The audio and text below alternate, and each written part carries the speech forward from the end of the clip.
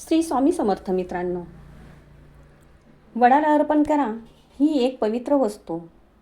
अखंड राहील सौभाग्य आणि पतीचे आयुष्य.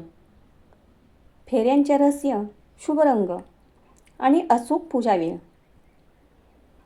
नमस्कार मित्रांनो, ज्येष्ठ महिन्यातील वटसावित्री पौर्णिमा हा फक्त एक सण नाही, तर तो एका स्त्रीच्या अटळ निष्ठेचा, धैर्याचा आणि मृत्यूवरही विजय मिळवणाऱ्या प्रेमाचा हा उत्सव आहे. पण तुम्हाला माहिती आहे का, वडाच्या झाडालाच प्रदक्षिणा का घातली जाते? 7 फेऱ्यांचे रहस्य काय आहे?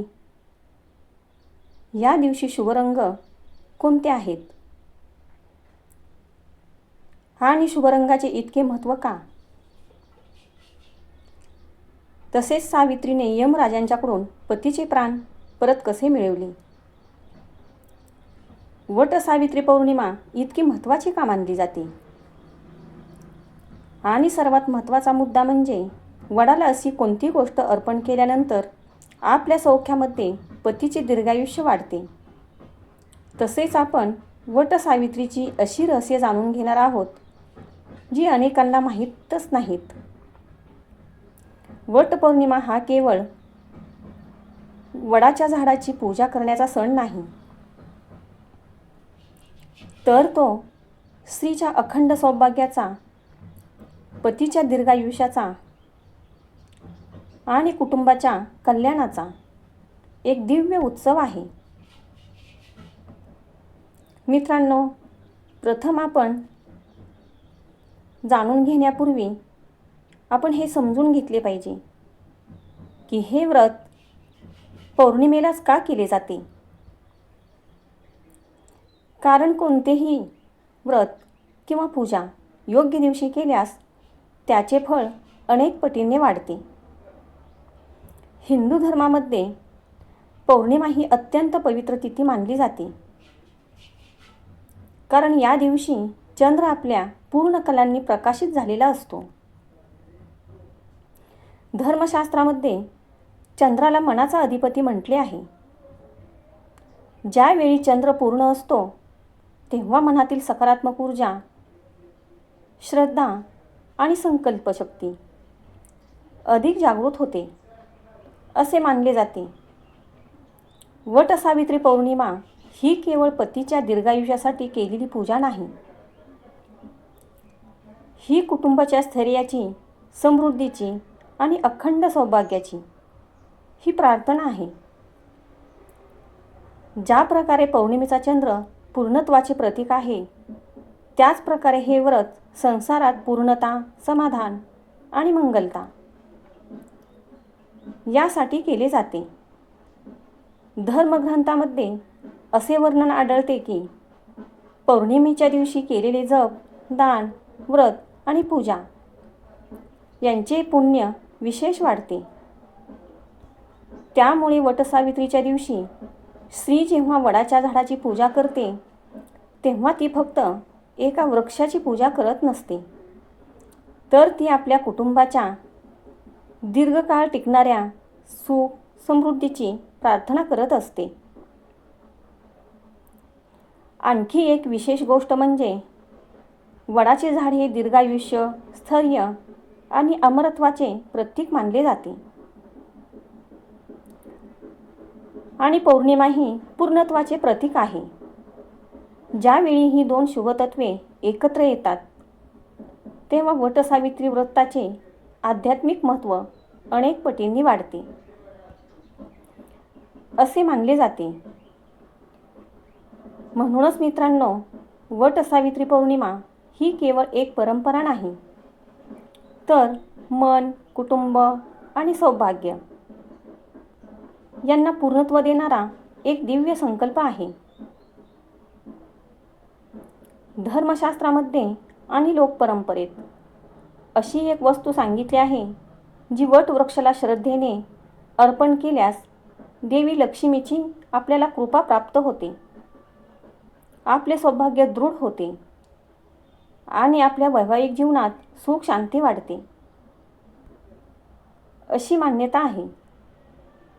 आता आपण जाणून घेऊया वडाच्या झाडाचे गूढ. वड हे फक्त झाड नाही. धर्मशास्त्रात वडाला त्रिमूर्तीचे स्वरूप मानले आहे. वडाच्या मुळामध्ये ब्रह्मा, तर खोडामध्ये विष्णू आणि फांद्यांमध्ये महादेव. वड हजारो वर्ष जगतो, म्हणूनच तो अखंड सौभाग्याचे प्रतीक मानला जातो. आता आपण जाणून घेऊया वटसावित्रीचे शुभ रंग कोणते. वटसावित्रीला लाल, मरून, हिरवा आणि पिवळा रंग हे शुभ मानले आहेत. लाल आणि हिरव्या रंगालाच इतके महत्त्व का? कारण हे रंग फक्त रंग नसतात. लाल रंग हा शक्ती, धैर्य याचे प्रतीक मानले जाते. तसेच प्रेम, सौभाग्य आणि शक्ती याचे समृद्धीचे स्रोत आहेत. हिरवा रंग हा वाढ, समृद्धी आणि जीवनामध्ये वाढ होते. पिवळा रंग हा गुरुकृपा आणि ज्ञान आणि लक्ष्मीच्या मांगल्यतेचा हा रंग आहे. यामधील लाल आणि हिरवा रंग सर्वाधिक शुभ मानले जातात. यापैकी तुम्ही कोणताही रंग घालू शकता. प्रत्येक रंगाचे एक विशिष्ट प्रकारचे स्वतःचे एक वैशिष्ट्य आहे. फक्त पांढरा आणि काळा रंग ह्या पूजेसाठी वापरू नये, घालू नये. महिलांनी पूजा करतेवेळी कचाकड्याच्या बांगड्या किंवा प्लॅस्टिकच्या बांगड्या वापरू नयेत. पूजा करताना हिरव्या बांगड्यांना प्राधान्य द्यावे, कारण ते मांगल्यतेचे प्रतीक आहे. शक्यतो हिरव्या बांगड्या पूजा करताना वापराव्यात. पूजेची अचूक वेळ आता जाणून घेऊया. पूजेची अचूक वेळ आहे सूर्योदयापासून ते 11पर्यंत शुभ वेळ आहे. शक्यतो ज्यांना ते शक्य नाही त्यांनी 12पर्यंत पूजा करून घेणे अनिवार्य आहे. आता आपण 7 फेऱ्यांचे रहस्य काय आहे हे जाणून घेणार आहोत. आपल्या काही परंपरांमध्ये 7 फेऱ्या या सप्तलोक, सप्तऋषी, सप्तधातू आणि जीवनातील 7 टप्प्यांचे प्रतीक मानल्या जातात. वडाभोवती फिरताना स्त्री स्वतःच्या कुटुंबासाठी 7 प्रकारचे रक्षण कवच निर्माण करते, अशी श्रद्धा आहे. वडाभोवती मारलेली प्रत्येक फेरी ही एक प्रदक्षिणा नसते, ती एक प्रार्थना असते, एक संकल्प असतो आणि कुटुंबाच्या सुख, समृद्धी, आरोग्य, प्रेम, संतती, संरक्षण आणि अखंड सौभाग्यासाठी केलेले 7 दिव्य वचन असतात. अनेक स्त्रिया 7 फेऱ्या मारतात, पण त्या 7 फेऱ्यांचे गूढ फार कमी जणांना माहिती असते. बहुतेक लोकांना वाटते 7 हा फक्त आकडाच आहे, पण प्रत्येक फेरी एक संकल्प आहे. पहिली फेरी धर्मासाठी. ही फेरी मारताना घरातील धर्म आणि सदाचार टिकवण्याचा संकल्प करावा. दुसरी फेरी अर्थासाठी. ही फेरी मारताना लक्ष्मी माता, अन्नधान्याची कमतरता आमच्या घरामध्ये पडू देऊ नको, अशी प्रार्थना करावी. तिसरी फेरी कामासाठी. ही फेरी मारताना आपल्या कुटुंबात प्रेम असेच राहावे, सर्व इच्छा पूर्ण व्हाव्यात यासाठी परमेश्वराला प्रार्थना करावी. चौथी फेरी मोक्ष यासाठी. ही फेरी मारताना परमेश्वराला संकटाशी लढण्याचे सामर्थ्य मिळावे, आध्यात्मिक उन्नती व्हावी यासाठी प्रार्थना करावी. पाचवी फेरी आपल्या संततीसाठी. आपली संतती सुखी राहावी, त्यांच्या दीर्घायुष्यासाठी ही प्रार्थना करावी. सहावी फेरी आरोग्यासाठी. आपल्या घरामधील सर्वांचे आरोग्य उत्तम राहावे, पती पत्नी निरोगी राहावे यासाठी विनंती करावी. सातवी फेरी आपल्या सौभाग्यासाठी. आपले सौभाग्य अखंड राहावे, आपल्या पतीचे दीर्घायुष्य मिळण्यासाठी जन्मोजन्मीचे नाते टिकावे अशी परमेश्वराजवळ प्रार्थना करावी. आता आपण हे जाणून घेऊया, वडाचे पूजन वटपौर्णिमेलाच का? वटपौर्णिमेलाच का? पौर्णिमेचा चंद्र मनाचा कारक आहे. पूर्णचंद्र म्हणजे पूर्णत्व. सावित्रीचे व्रत हे अपूर्णतेवर पूर्णत्वाचा विजय दर्शवते. म्हणून अनेक भागात वटसावित्री पौर्णिमेलाच साजरी केली जाते. फार कमी लोकांना माहिती असलेले रहस्य आता आपण जाणून घेणार आहोत. वटसावित्रीला हळदीची गाठ अर्पण करण्याचे महत्त्व. मित्रांनो, अनेकांना फुले, धागा आणि नैवेद्य हेच फक्त माहीत असते. पण जुन्या सुहासिनी स्त्रिया वटसावित्रीच्या दिवशी वडाच्या पूजेत हळदीची गाठ अर्पण करायच्या. आणि त्यासुद्धा 5. यामागे एक सुंदर भावार्थ आहे. हळद हिंदू धर्मात मंगल, सौभाग्य, समृद्धी आणि शुभत्वाचे प्रतीक मानले जाते. ज्या प्रकारे हळदीचा रंग पिवळा सोनेरी असतो, त्याच प्रकारे ती घरातील मंगलता आणि लक्ष्मीचे प्रतीक मानले जाते. म्हणून काही भागात वडाच्या मुळाशी ह्या हळदीच्या गाठी ठेवून प्रार्थना केली जाते. आणि परमेश्वराजवळ माझ्या घरातील सौभाग्य, आरोग्य आणि समृद्धी अखंड राहो अशी प्रार्थना केली जाते. काही प्राचीन मतानुसार सावित्रीने ज्या वडाखाली सत्यवानाला मांडी दिली, तो वड म्हणजे जीवनचक्राचे प्रतीक होता. वडाच्या पारंब्या जमिनीत पुन्हा रुजतात, म्हणजेच जीवन कधी संपत नाही, ते पुन्हा नव्याने सुरू होते. म्हणूनच वडाला अमरत्वाचे प्रतीक मानले जाते. पूर्णचंद्र म्हणजे पूर्णत्व. या दिवशी मनातील कमतरता, भीती, दुःख आणि अस्थिरता दूर करण्याचा संकल्प केला जातो.